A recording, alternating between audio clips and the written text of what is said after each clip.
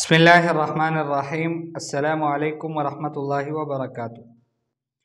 العربیۃ فی خدمتک، اس کتاب میں سے آج کا ہمارا سبق الدرس الثالث عشر، 13 سبق ہے، اور 13ویں سبق میں ہمارے سبق کا عنوان ہے شہور سنت القمریہ۔ قمری سال جو ہے، جو چاند والا سال ہے، جس کو ہم اسلامی سال کہتے ہیں، اس کی جو مہینے ہیں ان کے نام کیا ہیں اور ان کا استعمال ہم جملوں میں کیسے کر سکتے ہیں۔ کان العرب یحرمون القتال فی المحرم، عرب جو ہیں وہ محرم کے مہینے میں قتال کو حرام جانتے تھے، وہ حرام سمجھتے تھے قتال کو، لڑائی کو، جنگ کو، جھگڑے کو محرم کے مہینے میں۔ شارکت الدورۃ فی شہر صفر، میں دورے میں شرکت کی تھی سفر کے مہینے میں۔ تو دیکھیں، پہلا مہینہ ہے اسلامی سال کا محرم، دوسرا مہینہ ہے سفر، پھر اس کے بعد ہے ربیع الاول۔ اسافر الی الحرمین الشریفین فی ربیع الاول، میں حرمین شریفین کی طرف سفر کرتا ہوں ربیع الاول کے مہینے میں۔ متی یبدأ امتحانک، آپ کا امتحان کب شروع ہوتا ہے؟ یبدأ امتحانی فی ربیع الثانی، میرا امتحان ربیع الثانی میں شروع ہوتا ہے۔ متی ینتہی، کب ختم ہوتا ہے؟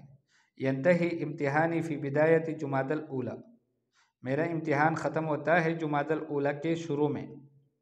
الی این تسافر فی جمادی الثانیہ، جمادی الثانیہ میں آپ کہاں سفر کرتے ہو؟ یہ جو ابھی مہینہ چل رہا ہے اس کو کہتے ہیں جمادی الثانیہ۔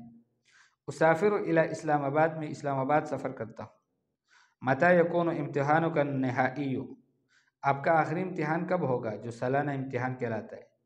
امتحانی النہائی فی وسط رجب، میرا جو آخری امتحان ہے وہ رجب کے مہینے کے درمیان میں ہے۔ فی شعبان هل تکون فی المدرسہ، شعبان میں کیا آپ مدرسے میں ہوں گے؟ لا بل اکون فی البیت، نہیں بلکہ میں گھر میں ہوں گا۔ رمضان هو شہر القرآن الکریم، رمضان قرآن کریم کا مہینہ ہے۔ یعید المسلمون فی غرۃ شوال، مسلمان عید ملاتے ہیں شوال کے شروع میں۔ الحجاج یبدؤون السفر الی الحرمین الشریفین فی ذی القعدہ، حجاج جو ہے وہ سفر شروع کرتے ہیں حرمین شریفین کی طرف ذی القعدہ کے مہینے میں، یعنی شوال کے بعد جو مہینہ آتا ہے اس میں۔ یؤدی الحجاج مناسک الحج فی شہر ذی الحجہ، حاجی لوگ جو ہیں وہ حج کے مناسک ادا کرتے ہیں شہر ذی الحجہ میں۔ تو یہ آپ کے سامنے جو ہیں یہ سارے نام آ گئے، ٹھیک ہے۔